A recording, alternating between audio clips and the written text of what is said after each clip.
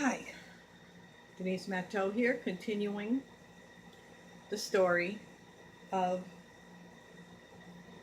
spiritual warfare around the death of my daughter, Faith Jackson, who died on August 24th at the University of Massachusetts in Amherst in the year 2010.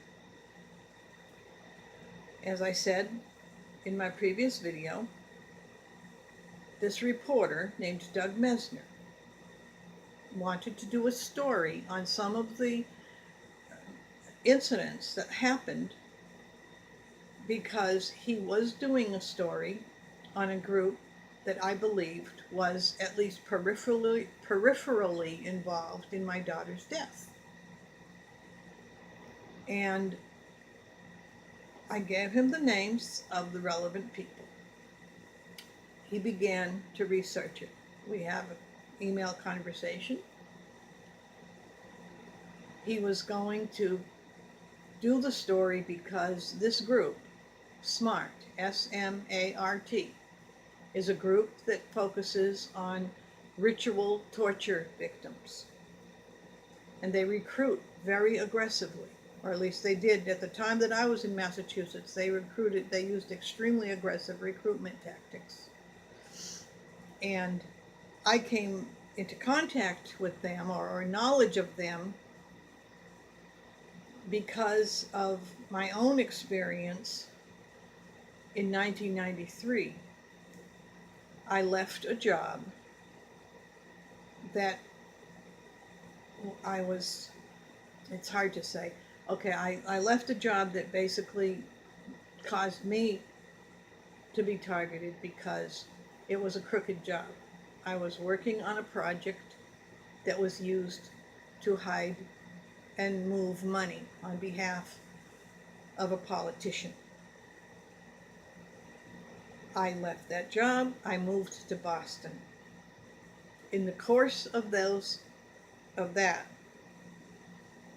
I had some friends in the police department who couldn't arrest the politician or the people working for the politician, but they understood my position, and I did receive some assistance. So I resettled in Boston. One of the people I was introduced to in Boston was Captain Tom White. Captain White was a state police captain specializing in animal torture cases. And he was looking into situations where cults were involved. That's why I was introduced to him, because I was facing a political cult. The movement of money frequently involves cults because cults can be relied on to keep their mouth shut. You've got a member of a cult, you can do anything. And their boss tells them not to say a word, they won't say a word. That's cult psychology. So, there I was in Boston. Captain White was looking into this cult. And he actually became a speaker on behalf of the SMART organization because they appeared to be fighting cults. It was very strange what happened. I left. I became very concerned that Boston wasn't as safe as I thought it was going to be. So I moved. Eventually I ended up in Texas. Now that was in the 1990s. Okay, I moved to Texas in the year 2000. Captain White died very suddenly in the year 2000, not long after I left.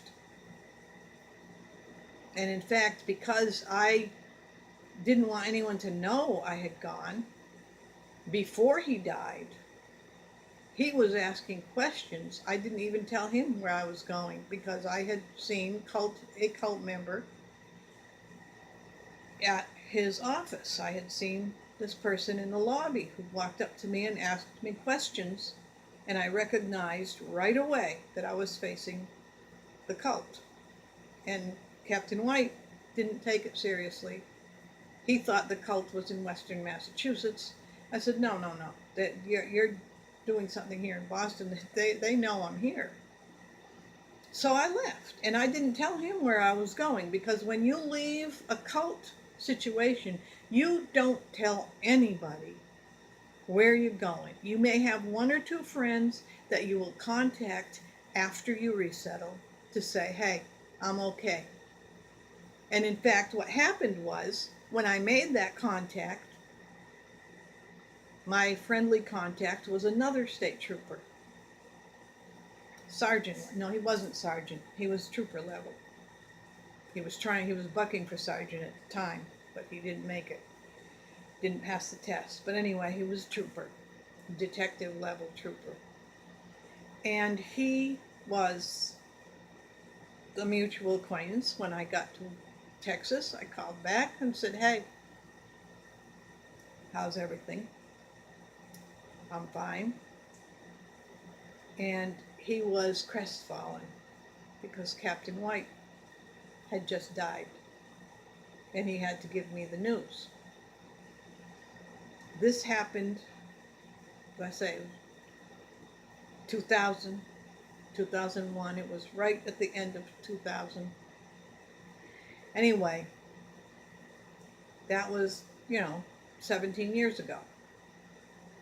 Doug Mesnerr shows up in 2011 writing stories about this cult group in Massachusetts. Now, in 2010, my daughter died in Massachusetts. She did not understand why it was important, and I told her it was important that she get out of there. Once this cult knows that you're blowing the whistle, and I keep saying cult, and you're thinking, oh, well, in her other video, she said it was a Democrat politician. Well, I want to tell you something. Cults and Democrat politicians go together like peanut butter and jelly. All right? Democrats move, in fact, anybody who wants to move money, as I said earlier, you do it through a cult. Cults live largely off the radar. They like to do favors for politicians. That's how I came into contact with that cult, because I was an employee of a contractor who had a project for a politician. And my daughter did not understand that they would go after her because they weren't able to hurt me. Because I looked them in the eye and told them where they could go. Younger people don't always understand. And she was beginning to understand and preparing to move down here. She was actually preparing to leave UMass and move down here when they got to her. So Doug Mesnerr is this reporter doing the story on the cult. He had gone to one of their conventions, and they had these tables where they were actually selling tinfoil helmets, okay? And he recognized that they were looking for vulnerable personalities that they could persuade are being targeted individuals. And basically, the cult was a professional language loading operation.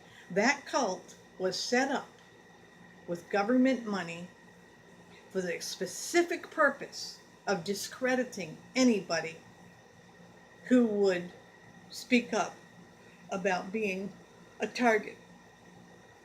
I was a target for perfectly logical reasons. I witnessed a financial transaction, completely illegal and very large amount of money transaction. And that caused me to be targeted, and no, nobody aimed microwaves at my head, okay? The phrase targeted individual means you saw something, you're on the radar of a paranoid individual or group who are upset that you might speak up. They have to discredit you. If they can't discredit you, they kill you. Well, they discredited me. Okay, so I found a way to live, but my daughter didn't understand it. Doug Mesnerr starts to write the story. Not about my daughter, but about the cult. Because he began to examine someone that was on college campuses, working as a psychologist. And he wanted to do, he got upset about that. I had the whole email conversation with him. All of a sudden, he drops the story. He published one article, and there's a link in the description. And I believe that I may be able to find 2 articles to link in, if the other one is still available. And all of a sudden, he drops the story and drops out of sight. I actually began to get worried. I finally got hold of him. And he's like, no, I'm just not doing it.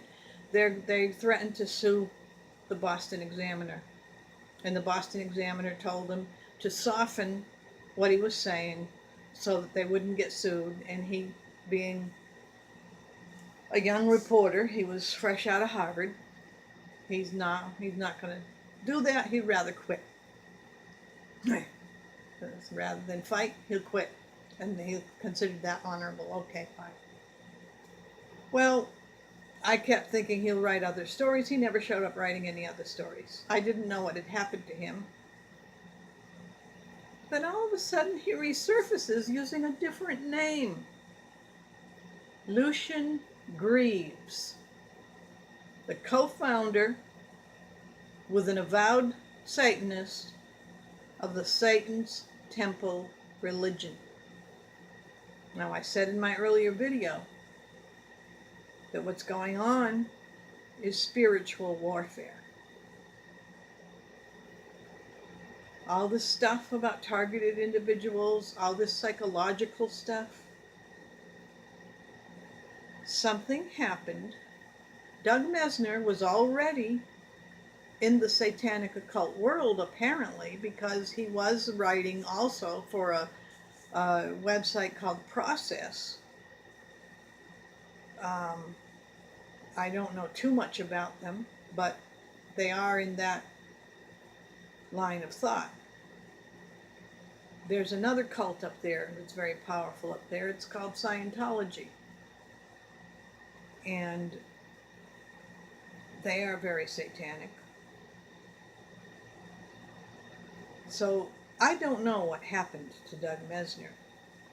Somehow or other,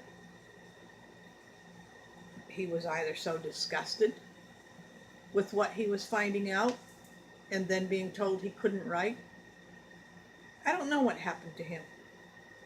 But I do know that he threw himself, heart and soul, into Satan's temple.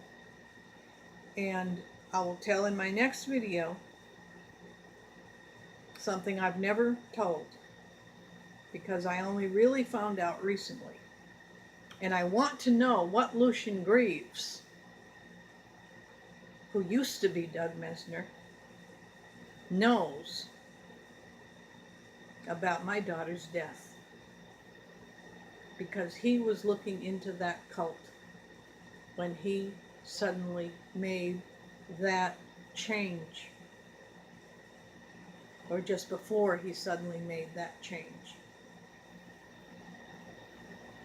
And it's all based up there in Massachusetts.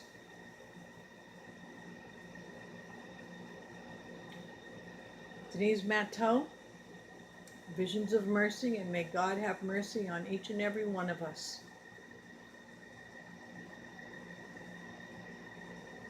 Denise Matteau, over and out.